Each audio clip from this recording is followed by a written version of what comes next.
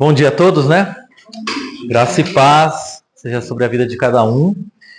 E que privilégio a gente poder continuar meditando na palavra de Deus. E agora a gente poder aprofundar o nosso conhecimento da vontade dele. E de fato deixar o Espírito Santo mesmo ministrando aos nossos corações. Nós vamos hoje encerrar a primeira parte do Evangelho segundo Marcos, capítulo 8. Nós vamos encerrar a primeira parte do livro. Nós caminhamos do capítulo 1 até o capítulo 8. E o Marcos, como eu já disse, é um livro muito simétrico. Ou seja, ele é dividido de maneira bem assim, igualitária, né? Marcos pode ser dividido em duas partes. Não, brincadeira. Marcos capítulo 1 a 8 e Marcos capítulos 9 a 16. E hoje nós vamos encerrar essa primeira parte, como eu prometi. Nós iremos, a partir da semana que vem, meditar no Evangelho, ou melhor, no livro de Ruth, que é também um Evangelho. Mas o livro de Ruth, 4 capítulos, eu pretendo ficar 4 semanas nele, tá? 4 semanas, 4 capítulos. Vamos ver se vai dar certo. Mas hoje a gente encerra, então, a primeira parte. Pela primeira vez, Jesus é explícito. Tudo que Jesus veio falando até aqui pareceu ser meio enigmático. Hoje, pela primeira vez, ele vai ser explícito a respeito daquilo que ele veio fazer. E nós vamos fazer a leitura a partir do versículo 27 e encerrar o capítulo. Diz assim: Jesus e os seus discípulos dirigiram-se para os povoados nas proximidades de Cesareia de Filipe. No caminho, ele lhes perguntou: quem o povo diz que eu sou? Eles responderam: alguns dizem que és João Batista, outros Elias e ainda outros um dos profetas. E vocês? Perguntou ele. Quem vocês dizem que eu sou? Pedro respondeu: tu és o Cristo. Jesus os advertiu que não falassem a ninguém a seu respeito. Então ele começou a ensinar-lhes que era necessário que o Filho do Homem sofresse muitas coisas e fosse rejeitado pelos líderes religiosos, pelos chefes dos sacerdotes e pelos mestres da lei, fosse morto e 3 dias depois ressuscitasse. Ele falou claramente a esse respeito. Então Pedro, chamando-o à parte, começou a repreendê-lo. Jesus, porém, voltou-se, olhou para os seus discípulos e repreendeu Pedro, dizendo: para trás de mim, Satanás, você não pensa nas coisas de Deus, mas nas coisas dos homens.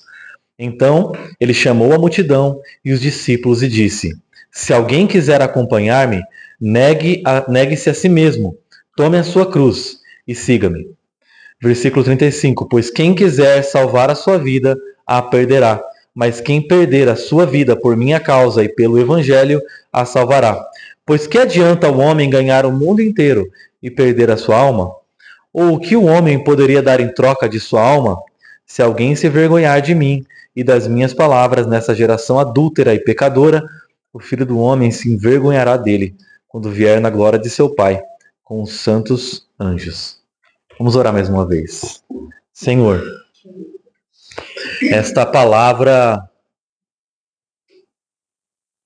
é uma palavra bendita e santa, que nós queremos ter reverência mesmo, e queremos poder meditar nela como quem pisa em solo santo. E nós queremos, Deus, aprender da tua palavra, como que aos teus pés, pessoas que ouvem a tua voz, que vêm a ti, e que andam em obediência à tua vontade, que andam em teus caminhos. Obrigado, Senhor, pelo privilégio, pela grande responsabilidade que o Senhor nos dá de meditarmos na tua palavra e colocá-la em prática. Que o teu Espírito Santo nos habilite a colocarmos em prática aquilo que viemos aprendendo aqui, ouvindo de ti. Nós oramos em nome de Jesus. Amém. Eu quero começar hoje com uma história que não está na Bíblia. Se você falar que está na Bíblia, você vai estar colocando palavras na minha boca, não está. Mas poderia. Certa vez Jesus, ele se aproximou dos seus discípulos e disse: discípulos, eu quero que vocês façam algo por mim. E aí os discípulos falaram: mestre, Senhor, claro, agora? Ele disse: eu quero que vocês peguem uma pedra. E cada um, tá bom, não entendendo nada, cada um foi lá e começou a pegar uma pedra. Pedro, que não era bobo nem nada, pegou uma pedra menor, falou, né? Vai saber o que ele vai pedir, vou pegar uma pequenininha que não vai pesar tanto. E aí eles começaram a caminhar, cada um carregando a sua pedra, algumas maiores, outras médias. Pedro ali, né? Pequenininha, pedrinha dele. E caminhando, caminhando, caminhando. Chegou na hora do almoço, ele falou: cadê as pedras de vocês? Cada um ali, né? Apresentou a sua pedra. Jesus fez uma oração, estalou os dedos e a pedra se transformou em pão. Ele falou: tá aí o seu alimento, pode comer. Pedro, que tinha uma migalhinha, um pedregulho, falou: oxa vida, vou ter que comer agora esse pão de ceia, né? Vai ser o almoço dele, aquele pãozinho pequenininho. Aí ele comeu o pãozinho dele e falou: bom, é isso que eu vou ter para hoje. Aí eles acabaram de almoçar. Jesus falou assim: agora peguem uma pedra. Quero que vocês façam algo por mim, pega uma pedra. E aí Pedro falou: minha janta está garantida. Foi lá e pegou a maior pedra que ele encontrou e começou a carregar aquela pedra para todo lugar, onde quer que ele fosse. Quando chegou no final da tarde, Jesus falou assim para os seus discípulos: arremessem a pedra no mar. Eles arremessaram. Pedro, do jeito que vocês já conhecem, inclusive nesse texto, foi e repreendeu Jesus e disse: Senhor, mestre, como que o senhor faz uma coisa dessa com a gente? Na hora do almoço o senhor mandou a gente comer, agora o senhor manda a gente jogar? Ele respondeu: você carregou a pedra por mim ou por você? Eu disse que vocês fizessem algo por mim. E muitas vezes no Evangelho, e na caminhada do Evangelho, a gente se confunde. A gente faz as coisas acreditando que nós estamos fazendo para Deus, quando na verdade nós estamos fazendo para nós mesmos. Quantas pedras nós estamos carregando, achando, nos iludindo, nos enganando mesmo, que nós estamos carregando-as para Deus, quando na verdade, nós estamos carregando para nós mesmos. Isso é um grande equívoco. E hoje eu queria conversar com vocês, a partir desse texto, sobre aquilo que seriam os 3 ingredientes essenciais da vida. Coisas que você não pode passar por essa vida sem se agarrar. Porque o Evangelho, gente, não é o tempero da nossa vida. O Evangelho é o arroz com feijão. Às vezes as pessoas pensam que elas vieram à igreja para poder temperar, adocicar, salgar, deixar, né, a vida delas um pouquinho melhor. Ou para melhorar aquilo que está bom. Ou para dar um jeito naquilo que não está tão legal. Mas na verdade o Evangelho não é o tempero. O Evangelho é o arroz com feijão. Por isso, o arroz com feijão da vida. Quais são os ingredientes essenciais da vida, dos quais a gente não pode sair desta vida ou passar por essa vida sem absorvê-los, sem comê-los, sem tragá-los. E quais são eles? O primeiro deles, reconhecer a identidade de Jesus. Quem ele é. Quem ele é? O rei. O rei que pisou essa terra, que cheirou este ar, que sujou seus pés aqui, que viveu entre nós. Segunda coisa, tô dando um mapa já, sabe quando você lê um sumário? Tô dando um mapa já de hoje, tá? Segundo ingrediente, nós precisamos aceitar o propósito de Jesus. Não adianta nada você saber quem ele é e não aceitar o seu propósito. Qual é o propósito pelo qual Jesus veio a este mundo? Qual é o sentido? Qual é a razão? Qual é a direção? Jesus veio para cá olhando para onde? Então, tudo que Jesus fazia, os milagres que ele realizava, ele estava olhando para onde? A gente já sabe, para a cruz. Então, quando a multidão aplaudia, ele não olhava para as palmas. Ele olhava para a cruz. Quando ele curava uma pessoa, ele olhava para a cruz. Quando ele multiplicava pães, ele olhava para a cruz. Porque a cruz sempre foi o propósito de Cristo. Jesus veio desde sempre para ser um rei com cruz, não um rei sem cruz. Aceitar o seu propósito. Terceira e última verdade, ingrediente que a gente precisa conhecer, abraçar as condições do discipulado de Jesus. Reconhecer a identidade de Jesus, aceitar o propósito de Jesus e aceitar as condições, abraçar as condições do discipulado de Jesus. Essas são as 3 coisas que a gente não pode passar nessa vida sem aceitar, sem conhecer. Porque as pessoas, gente, via de regra, elas sempre param em um desses pontos. Se você não aceitar Jesus como rei, você jamais vai entender a cruz. E se você não entender a cruz, você jamais vai poder ser um discípulo dele, aceitar o significado de ser um discípulo. As pessoas normalmente param num desses pontos. Ou elas param no rei e ficam com o rei sem cruz. Ou elas falam, não, ele veio para morrer. Por mim. Para me aliviar. Para me poupar. Para evitar. Para melhorar. E não aceitam as condições do discipulado. Então a gente precisa passar por essas 3 condições para que a gente possa chegar nesse último ponto. Aceitar, abraçar, vivenciar de corpo e alma o discipulado de Jesus, para que a gente possa viver a vida que Deus criou para nós vivermos. Então o discipulado de Jesus é a razão pela qual ele nos criou para sermos. Nós precisamos vivenciar o discipulado. Senão, gente, se a gente para num desses caminhos, a gente vai ser como míopes. Pessoas que enxergam Jesus, mas de maneira embaçada. Pessoas que enxergam Jesus, mas são curadas parcialmente. Igual na semana passada a gente viu aquele cego que foi curado parcialmente. E via pessoas andando como árvores. Assim, às vezes a gente olha e fala assim, é Jesus, mas a gente não entende quem ele é, o que ele veio fazer e o que ele demanda de nós que façamos e sejamos. Então a gente vive às vezes como míope, e às vezes muitos crentes, quando eu falo assim, é crente, mas não é discípulo, é que a gente foi curado parcialmente. É liberto, mas vive como se não fosse. É curado, mas vive como se não fosse. É salvo, mas vive como se não fosse. E vive miseravelmente nessa terra. Jesus diria, de maneira míope, não vai até o fim. E aí, gente, no versículo 27, aqui o texto diz assim, ó. Jesus e seus discípulos dirigiram para os povoados nas proximidades de Cesareia de Filipe. Por que será que o texto fez questão de dizer essa localidade, essa cidade? Os povoados próximos de Cesareia de Filipe. É tipo assim, né? Ao invés de dizer Matão, Ibaté, fala assim, proximidade de Araraquara. Por que ele fez questão de colocar Cesareia de Filipe?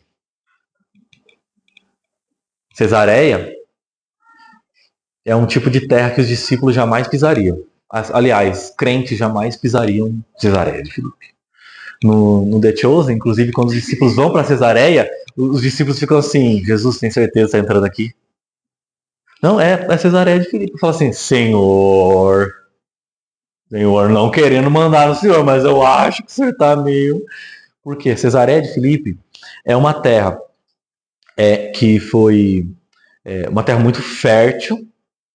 Lembro muito Brasil, assim, muito rica na sua na natureza dela, é muito rica, sabe? A fauna, a flora. Inclusive eles intitularam a cidade do deus Pan, que é o deus dos bosques, das florestas. E o deus Pan era cultuado lá, tinha até um templo para o deus Pan. Inclusive Cesareia de Filipe era chamada de Pânias, justamente pelo deus Pan ser adorado ali, mas não apenas. Chama-se Cesareia de Filipe porque Filipe a reconstruiu. E ao reconstruir, criou um templo de adoração ao imperador César Augusto. Então, era um lugar de adoração aos deuses e era um lugar de adoração ao rei, ao imperador. Então você imagina, era uma terra pagã, uma terra romana, uma terra assim, impura mesmo, uma terra que a gente não pisa, um lugar que a gente não vai, um lugar de gente séria com Deus não vai lá. E Jesus vai até esse lugar, que inclusive se tornou uma cidade muito rica, muito próspera. Então Jesus, por que Jesus perguntaria próximo a essa cidade, quem vocês acham que eu sou? Por que Jesus perguntaria numa cidade religiosamente pagã, numa cidade idólatra, numa cidade onde há riquezas naturais e riquezas econômicas, uma cidade próspera, uma cidade de teatros, de templos, de banhos públicos, uma cidade próspera, romana clássica, onde se fala latim, onde se adora os deuses, onde se vê romanos por toda parte, onde se vê pessoas se orgulhando pelo fato de serem cidadãos romanos. Porque o reino que Jesus veio trazer não é um reino do foro íntimo. O reino que Jesus veio trazer é um reino da praça. É um reino para o mundo. Não é o reino templista, que muitas vezes nós transformamos o reino de Deus num reino privado, num reino meu, e num Jesus meu, e num Deus que veio para mim. Mas o reino que Jesus veio trazer é um reino para a vida, é um reino para a praça, é um reino para o mundo, é um reino para as repartições, é um reino para a economia, é um reino que impacta a política, é um reino que impacta o mundo que nós vivemos e que tem implicações não apenas para a minha vida, mas para a realidade como um todo. Tanto é que a igreja, gente, isso aqui é muito importante. O nome igreja, eclesia, não é o nome de uma religião privada, como seita. O nome eclesia era o nome da assembleia que se reunia na praça, na ágora da polis. Parece que eu estou falando grego, tá? Eles se reuniam, a eclesia, quando se falava assim, a eclesia vai se reunir, significa que o povo, cidadãos romanos, gregos, se reuniriam na praça para discutir os rumos da polis, da cidade. Então, quando a Bíblia chama a igreja de eclesia, ela está dizendo assim, vocês não estão aqui para ser um grupinho que fica exigindo direito de culto. Vocês estão aqui, nesse mundo, para impactar a realidade, o mundo, a cidade, Araraquara, com a vida de vocês e anunciar que existe um novo Senhor. E ele não é César. O Senhor da vida de vocês é Jesus Cristo. Então agora nós vivemos sob a regência de um novo rei, de um novo Senhor. Nós não somos uma sociedade secreta. Nós somos a nova humanidade. Nós apresentamos um novo jeito de viver. Um novo jeito de ser humano. Aliás, o único jeito de ser humano. Debaixo do senhorio do governo de Jesus Cristo. Dá para fazer bastante meditação sobre Cesareia de Filipe, não dá? Cesareia de Filipe. Agora, a gente precisa entender o seguinte, que Jesus conversa sobre identidade porque ele quer conversar sobre propósito. E essas duas coisas sempre vêm nessa ordem. A gente às vezes confunde. Às vezes a gente acha que o nosso propósito vem antes da nossa identidade. Eu vou explicar. Já viu que perguntam assim para crianças? E você? O que você quer ser quando você crescer? Olha, essa pergunta, ela é maligna, ela é demoníaca, na verdade. Jamais faça essa pergunta para uma criança. Jamais faça essa pergunta para essa criança. Sabe por quê? Sabe o que você está dizendo para ela? Você ainda não é. Mas quando você fizer, quem sabe se tornará. Quem disse isso para o ser humano foi a serpente. No dia em que você se tornará. No dia em que você fizer algo, aí você vai se tornar alguém. Mas Jesus sempre teve claro que identidade é quem ele é. Por isso ele fala assim, quem vocês dizem que eu sou? E quando os discípulos respondem, tu és o Cristo, ele diz, então eu vou ter que fazer algo. Porque eu faço algo a partir da minha identidade, quem eu sou. Então o que nós precisamos apresentar para as nossas crianças não é assim, o que vocês vão fazer? Nós precisamos afirmar para elas quem elas são. Entendeu? Não é assim, e aí? O que você vai fazer da vida para ver se você der certo, você vai se tornar alguém? A gente precisa dizer para elas assim, você é filho de Deus. Você é filha de Deus. Saiba disso. Não importa o que aconteça. Não importa o que façam com você. Você pode ser a escória desse planeta. Ou você pode ser o presidente mais importante dessa nação. Lembre-se de quem você é. Filho de Deus. Se você se lembrar que você é filho de Deus, você vai saber o propósito que Deus te deu. Seja na fartura, seja na escassez. Seja na honra, seja na desonra. Seja quando te cancelarem, seja quando te honrarem. Você sempre vai ter clara a sua identidade. E se você tiver clara a sua identidade, você sempre vai estar olhando para onde você tem que olhar. Para a cruz. Sempre você vai olhar para a cruz. Nunca tire os olhos da cruz, se você souber quem você é. Por que Jesus, na cruz, ele não se abalou? Quando as pessoas falavam, você não é o... Ele sabia quem ele era. Isso aí é muito interessante.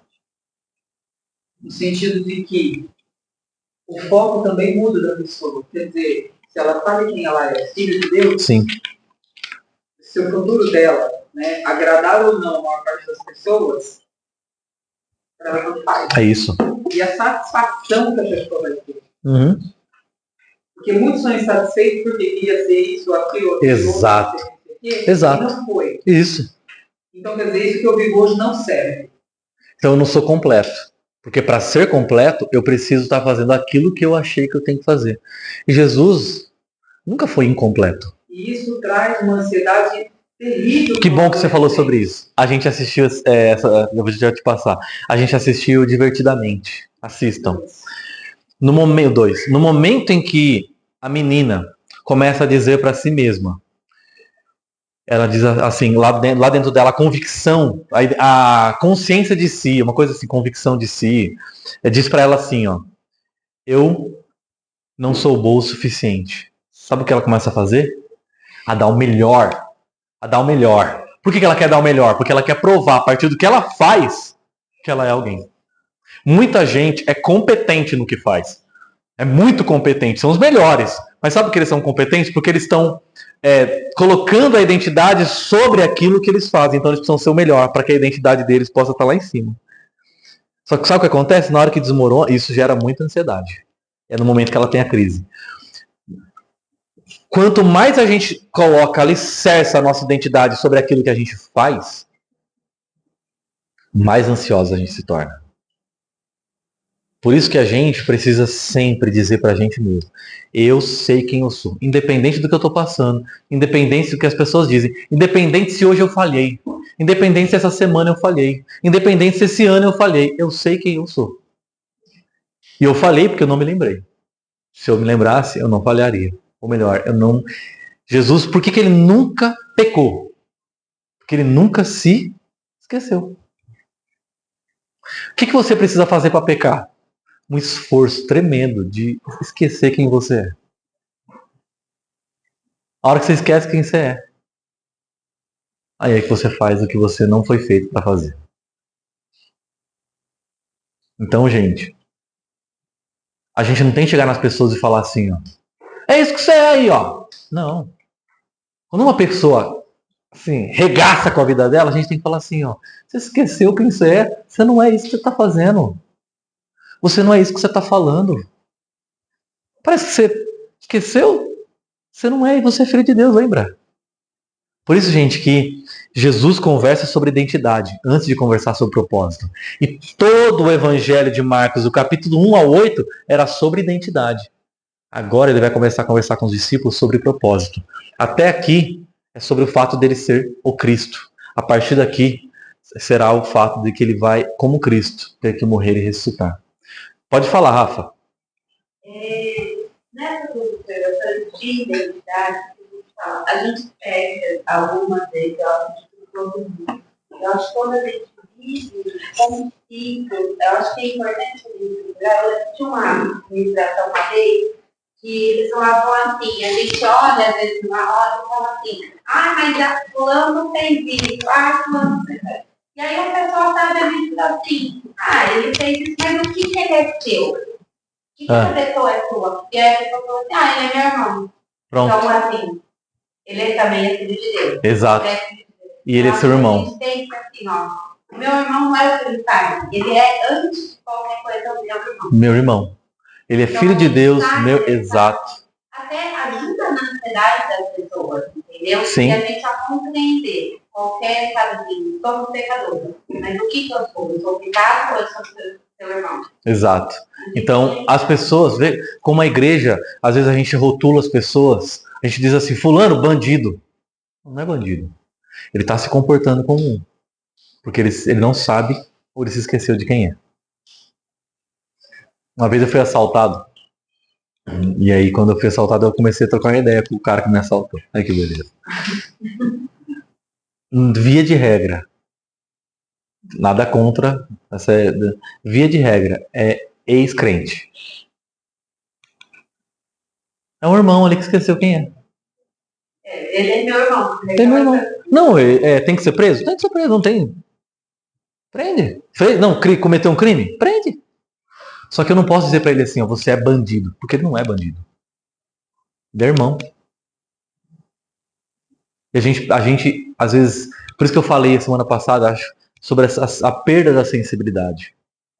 Às vezes a gente para de tratar as pessoas como irmãos, porque a gente aceitou aquela falsa identidade que ela projetou sobre nós. Pode ver, ó, vou dar um último exemplo, tá?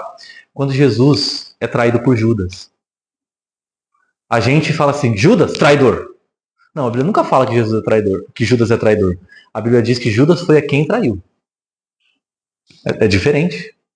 Quando Judas se aproxima de Jesus para traí-lo, Judas dá um beijo de traição. Pior coisa que pode fazer no mundo. O que Jesus chama ele? E aí, X9? Não. Ele fala assim, amigo. Entendeu? Entendeu? É quem você é. Você esqueceu? Nem na hora da traição, Jesus fala assim, ô seu, e aí, meu? Vai trair mesmo? Traidor. Gente, a gente chama os outros de traidor, de bandido, de gente ruim, porque a gente se esqueceu da identidade delas. Se a gente se lembrasse, a gente falaria, amigo, ô meu irmão, ô filho de Deus, ou você não sabe ou você se esqueceu. E às vezes a gente perde a oportunidade de apresentar para a pessoa ela mesma. Faz sentido, né? Podia orar aqui. Podia orar aqui para casa, né? Ok. Primeira coisa, então, reconhecer a identidade de Jesus. Ele é o rei. E quando ele pergunta assim, ó, quem o povo diz que eu sou? Essa pergunta, gente, é o povo, a multidão, o povão. O que está na mídia? O que está rolando nas redes sociais aí que eu não estou acessando, mas o pessoal está falando? Aí o pessoal que responde, né? Alguns dizem, o pessoal está postando, saiu no jornal, tal coisa. Essa pergunta é uma pergunta de vida ou morte. Essa pergunta aqui devia estar assim, caps lock, brilhando na Bíblia, assim, de Marcos, sabe? Quando ele escreveu assim, ele deu uma. É que tá no original, só eu tive acesso. Quando Jesus quem o povo diz que eu sou? Tava assim, brilhando. Porque de tudo que a gente conversou é a pergunta. Assim, deixa eu conversar agora sobre o que importa. Vamos falar sério agora? Então tá. E aí, quem que o povo está dizendo que eu sou? É uma questão de vida ou morte. E não é uma questão de vida ou morte para Jesus. É uma questão de vida ou morte para quem responde. Responder errado essa pergunta é sentença sobre si mesmo. Dizer quem é Jesus. E o povo, assim, quem respondeu, né? Talvez tenha sido Judas, talvez tenha sido, sei lá, um discípulo falou assim: Jesus, deixa eu responder essa pergunta pro senhor. O pessoal tá falando bem do senhor, hein?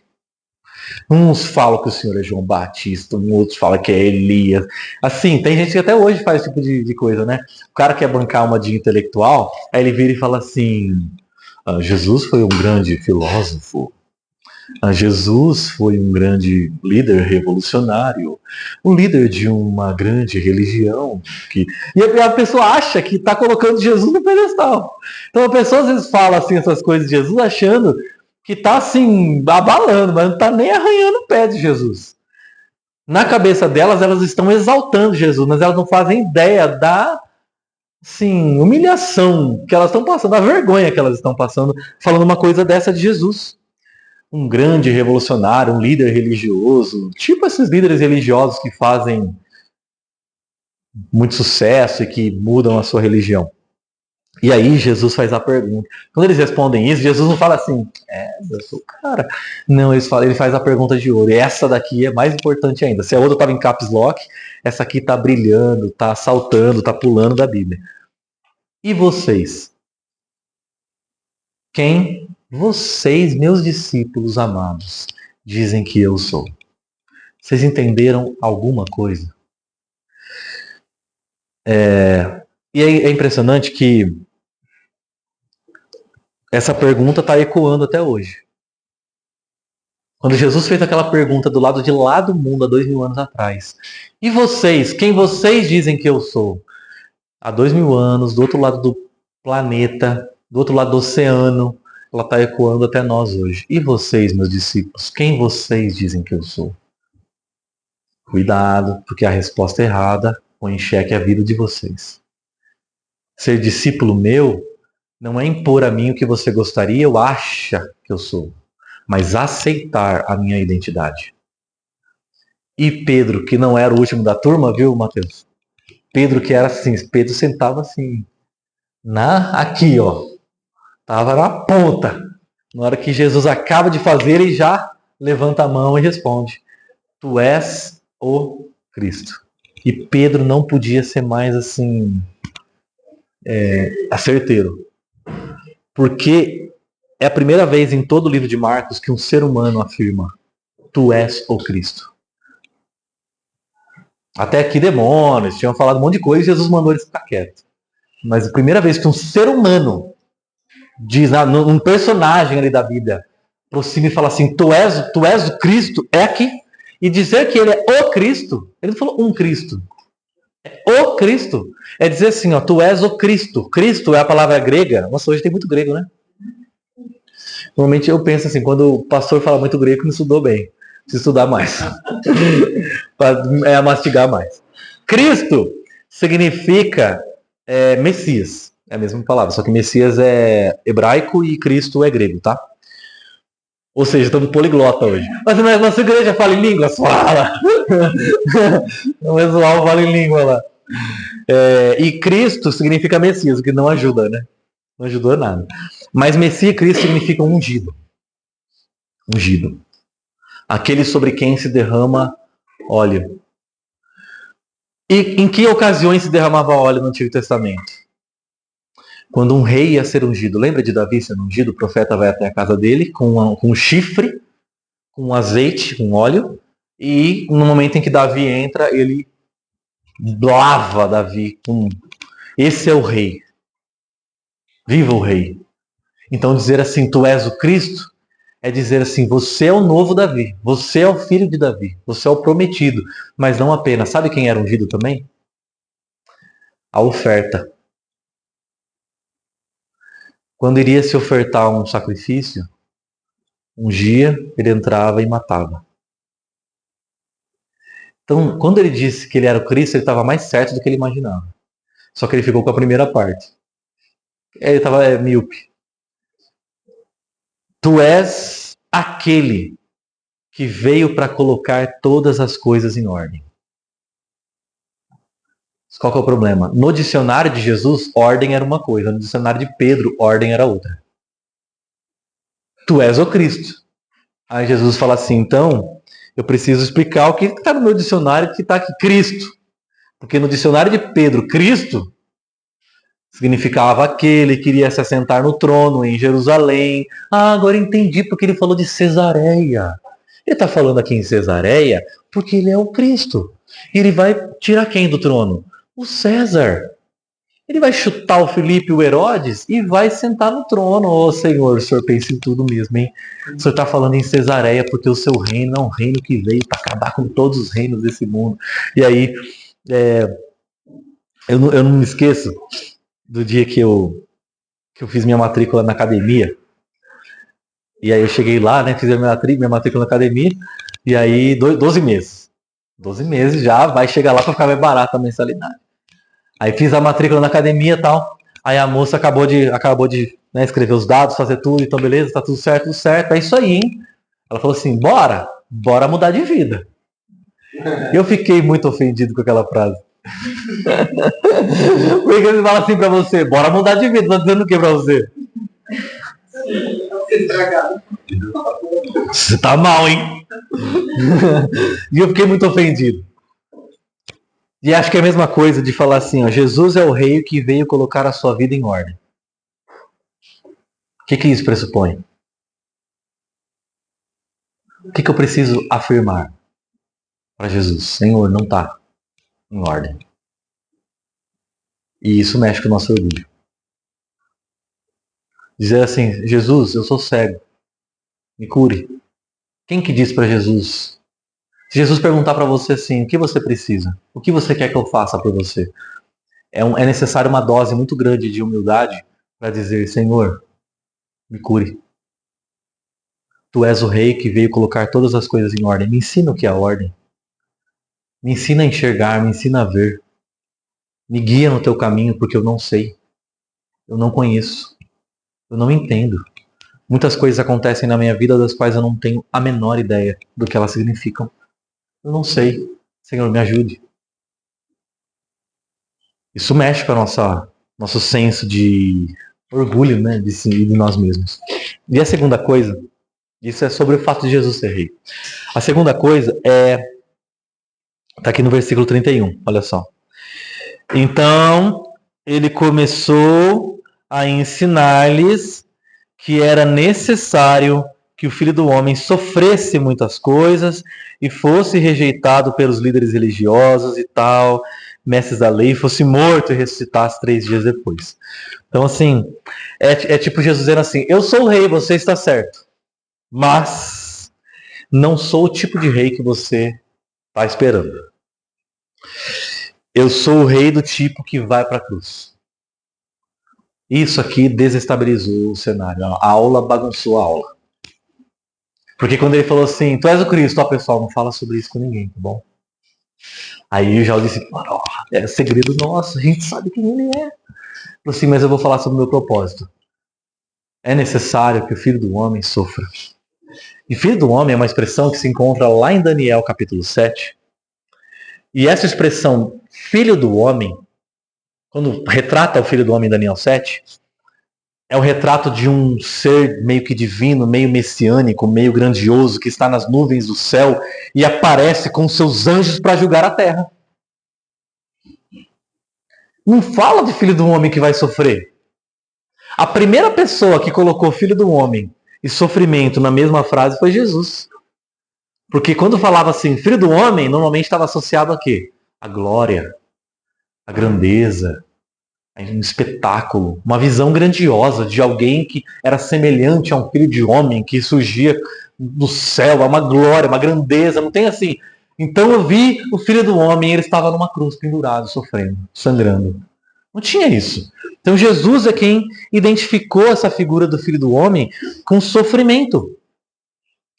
É necessário. Gente, é o seguinte, que bom que vocês sabem quem eu sou. Vocês têm certeza de quem eu sou? Todo mundo está certo? Se eu fizer uma prova, todo mundo vai tirar 10? Não, sim, eu vou tirar 10, então tá. Então, eu tô com um plano aqui, e meu plano é morrer. Bora. Eu tenho, quando ele fala assim, é necessário, tipo assim, eu tenho que morrer. Se eu não morrer, eu não vou cumprir o meu propósito como Cristo. Então é tipo assim, ele dizendo, eu não vim para viver, eu vim para morrer. Eu não vim para ser honrado, eu vim para ser humilhado. Eu não vim para angariar, eu não vim para construir, não vim para reunir poder. Eu vim para servir. Eu não vim para controlar, eu não sou o rei que pega um cetro e controla e diz morte. O César fazia isso. Já viu o filme que o César faz assim? Fez assim, meu amigo, já vai pedindo perdão pelos pecados, já era, morreu. Eu não vim para dizer quem vive e quem morre, eu vim para morrer.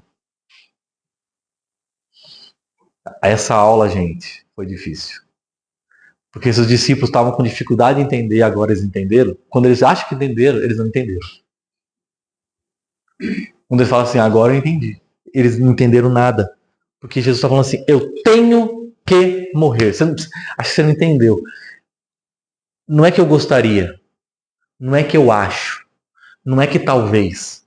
É que se eu não morrer, eu não cumpri o propósito pelo qual eu fui ungido. Davi foi ungido para matar. Eu fui ungido para morrer. E se eu não morrer, vocês não podem ser redimidos. Se eu não morrer, o amor do Pai não vai ser revelado. Porque o mundo ainda não viu o amor do Pai. Até então não tinha visto. Lembra o que a Bíblia diz? Como sabemos que Deus nos ama? Pelo fato de Cristo haver morrido por nós. Não é? A gente já pensa assim, Como João diz, lá em 1 João, como sabemos que Deus nos ama? 2 pontos. A gente colocaria na frente, dando uma promoção no trabalho. Como sabemos que Deus nos ama? Nos poupando de coisas ruins? Não. Como sabemos que Deus nos ama? Pelo fato de Cristo haver morrido por nós na cruz. Se eu não morrer na cruz, vocês não vão conhecer o amor do Pai. E se eu não morrer na cruz, vocês não serão perdoados. O pecado de vocês permanecerá. Então vocês não estão entendendo. Se eu não morrer na cruz, a minha vida será em vão. Eu preciso morrer. Essa foi a aula. E você pode até reconhecer Jesus como rei. Mas reconhecer Jesus como um rei que morre, esse é um ingrediente amargo. Muito demais. Assim, eu acho que ele esperava o rei que realmente ele o trono para libertar o mundo do tudo. Então, tendo ali a certeza que é isso, é a primeira vez que para eles é revelado a missão dele. Então, sempre foi ensinados por todos os profetas que viria o libertador. Em nenhum momento,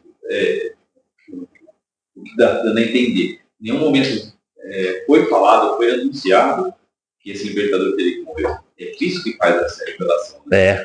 Não tem nada no Velho Testamento que fale exatamente dessa missão. Depois que Jesus faz essa afirmação, a gente volta e fala, não é que tinha, mas não estava tão claro. O Isaías 53, né? O servo do Senhor. Só que se você conversar com um judeu e perguntar assim, como que você interpreta Isaías 53? Vai falar assim, o Isaías está falando dele mesmo, que ele tem que sofrer. E sofreu mesmo. Ele é o servo do Senhor. Vamos pegar o que a gente tem que fazer hoje. Sim. O que nos frustra,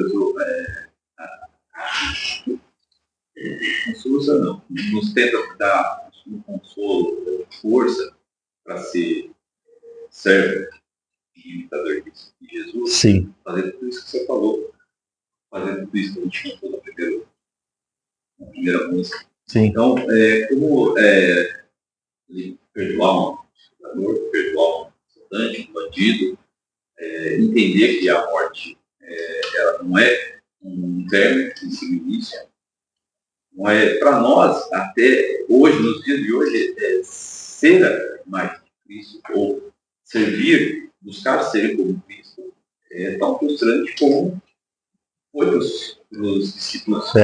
Muito frustrante. Muito frustrante. Assim, aliás, é tão frustrante que eles entram no estado de negação. Negação total, assim. Não. É a mesma coisa. Imagina assim, ele está falando assim, eu sou o eleito. Aí um presidente eleito, ele comemora. Jesus fala assim, eu sou o eleito. Os discípulos já soltam rojão. Aí Jesus fica quieto e fala assim, então, eu sou eleito para morrer. É um anticlímax, assim. Porque ele acrescentou um fator que eu imagino para a gente é fácil de compreender, né? Ele falou em ressurreição do corpo.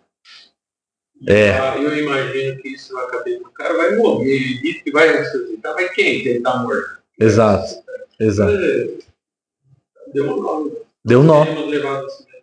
Um nó total. Aliás, é difícil até hoje, se a gente for assim, sincero com a gente mesmo, aceitar a ideia de que o rei tem que morrer. E não é qualquer morte, ele descreve a morte dele.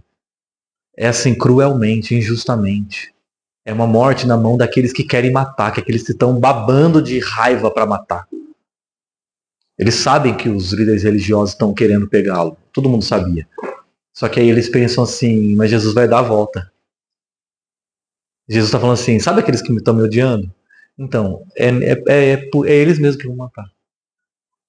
Então, é muito difícil aceitar isso. É muito difícil aceitar. O Tim Keller escreve um negócio, eu não gosto mesmo de trazer citação, mas essa daqui eu falei, eu preciso trazer. A cruz revela que os sistemas desse mundo são corruptos. Sistemas religiosos, legais, que julgam Cristo. Servem ao poder e à opressão, e não à justiça e à verdade. Ao condenar Jesus, o mundo estava condenando a si mesmo. A morte de Jesus demonstra não somente a falência do nosso mundo, mas também o caráter de Deus e do seu reino. É sobre um Deus que revela o amor do Pai e, ao mesmo tempo, condena o mundo nas suas próprias ações. Jesus conhece o mundo que a gente vive. Ele fala assim, eles vão me matar. E não vão matar com culpa, não. Eles vão matar achando que estão fazendo o que tem que ser feito. E aí Pedro começa a repreender Jesus. E aí, gente, Pedro é o primeiro a entender lá, mas aí ele pega e começa a repreender, porque ele tinha entendido errado. Porque no dicionário dele ele falou assim, ó, Jesus, desculpa aí, eu li aqui que Cristo é outra coisa. Ele falou assim, então apaga, porque não é isso. E começa a repreender Jesus. E a palavra usada para repreender Jesus aqui é a mesma que Jesus usa para repreender demônios. Ou seja, não é assim, ô Senhor, desculpa aí, não. Pedro se levanta e dá um esfrega em Jesus. Está entendendo? Vira essa boca para lá. Ele deu um esfrega em Jesus. Ele foi para cima de Jesus mesmo, como quem está defendendo Jesus. E mal sabia Pedro que ao defender Jesus estava sendo anticristo. Porque todo mundo que quer defender Jesus se torna anticristo. E é impressionante como Pedro, nesse momento, há minutos atrás, Pedro tinha sido pedra de edificação. Minutos depois, Pedro é pedra de tropeço. Isso diz muito sobre a igreja. Até hoje, todos nós, somos pedras de edificação no minuto. E no minuto seguinte, pedra de tropeço. No minuto a gente fala, tu és o Cristo. No minuto seguinte a gente diz, o Senhor não vai morrer. E a gente nega tudo aquilo que a gente acabou de dizer. E é isso que acontece com Pedro. Ele enxerga Jesus, mas ele não vê Cristo. Pedro assim, ó, o Jesus do milagre quer. E o Cristo da morte? Não. Muitas vezes a gente se relaciona assim com Jesus. Por isso que eu falo de crentes. Crentes querem o Jesus dos milagres. O Jesus até o capítulo 8 estava legal. Mas o Cristo da morte, aí a gente não quer. Só que qual que é o problema? Se a gente não quer, a gente vai parar na metade. É como se a gente não estivesse vendo. É tipo assim, ó. Eu quero o milagre, mas eu não quero o sinal do milagre. Eu quero o milagre, mas eu não quero o que ele representa. E o que o milagre representa? A gente conversou sobre isso todo esse tempo. O que o milagre da cura do cego representa? Que eu sou cego. Eu o enxergo, mas não vejo. O que o milagre da cura do surdo representa? Eu sou surdo. Eu escuto, mas não ouço. O que a cura do paralítico representa? Eu sou paralítico. Eu vagueio, mas não percorro o caminho. O que Jesus quer de nós? Que ouçamos, que vejamos e que andemos no caminho. Não adianta nada escutar e não ouvir. Enxergar, mas não ver. Vaguear, mas não percorrer o caminho. Lembra quando o Satanás aparece para Deus lá em Jó e fala assim, e aí Satanás, onde você estava? Qual que é a resposta que ele dá?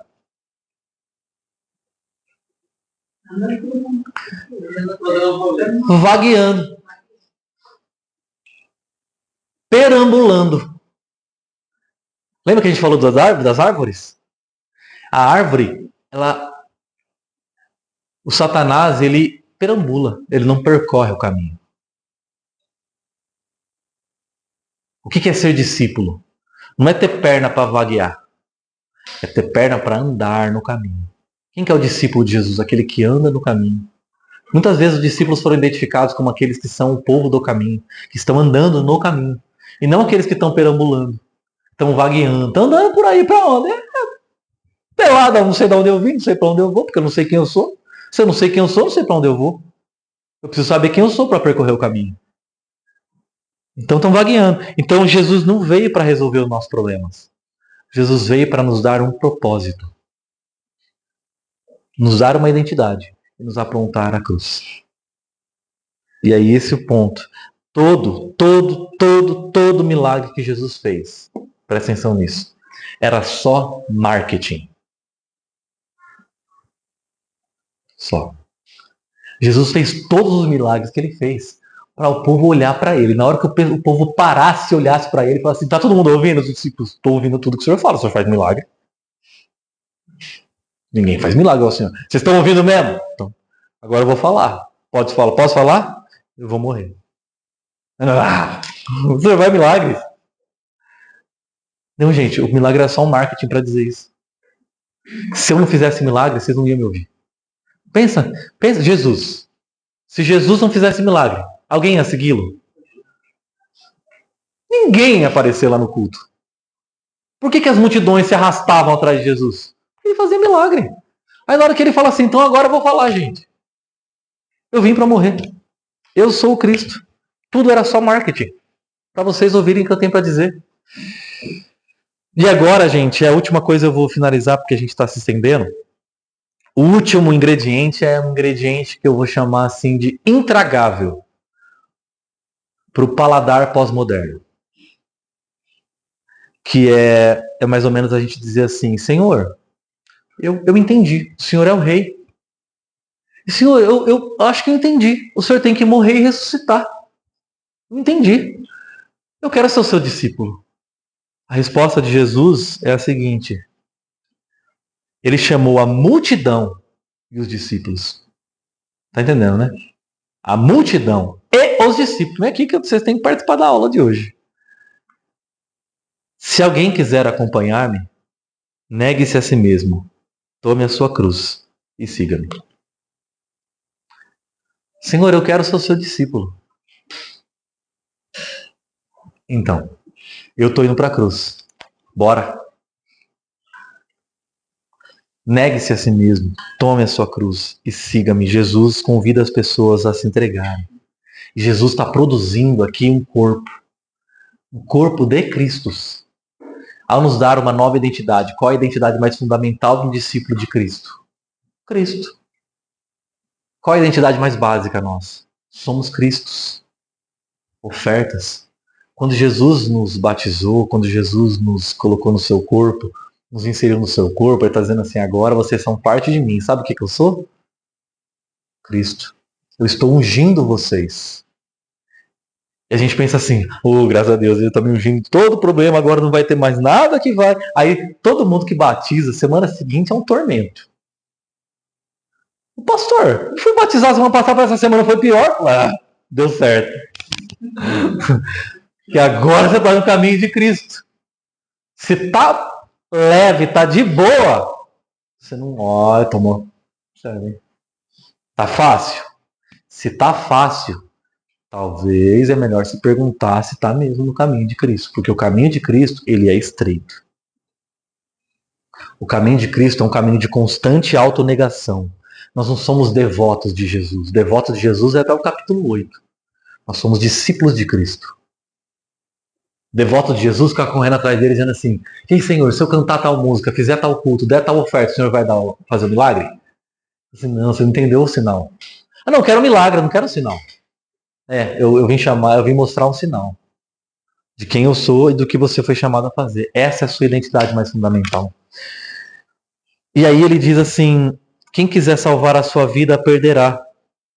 Quem perder a sua vida por minha causa e pelo evangelho a salvará. Quando ele fala assim, quem quiser salvar a sua vida, perderá. Mas quem perder a sua vida... Quando ele faz esse jogo de palavras, a gente acha que vida... E lá vai eu de novo. Vida, essa palavra vida que ele usa aqui, não é bios da biologia. Biologia, vida, estudo da vida. Jesus está falando da vida. Não está falando de perder a bios, morrer. Está falando assim, perder a psique. Sabe o que é psique? Da psicologia. É a alma. É a vida humana. É essa vida que você tem. Que você computa como uma coisa muito importante. Essa vida nesse mundo. É a sua reputação. É o seu dinheiro, é o seu status. É aquilo onde você tem colocado a sua identidade. A sua personalidade, a sua capacidade. Essa vida que você fala assim, se eu perder isso aqui, eu morri. Então eu tô falando para você negar isso. Eu tô falando para você não colocar a sua identidade sobre essas coisas. Não coloque a sua identidade sobre a sua carreira profissional. Não coloque a sua identidade sobre a sua felicidade individual. É o que a cultura mais faz, tá? Ok? Sabe o que a nossa cultura mais faz? Você é enquanto você for feliz. Porque o que mais importa é ser feliz. Quantos filmes a gente já assistiu? A gente vai pro cinema, sai de lá, sai com a impressão assim. Não ficou a impressão de que tudo que importa nessa vida é ser feliz? E o critério de felicidade é o que a pessoa sente. É. Não tem uma cartilha, ó, não é isso. Não, o que você está sentindo? Não, tu tá certo. Não, O importa é o oposto é dele. Não, mas ele tá a felicidade individual se tornou o critério último das nossas decisões.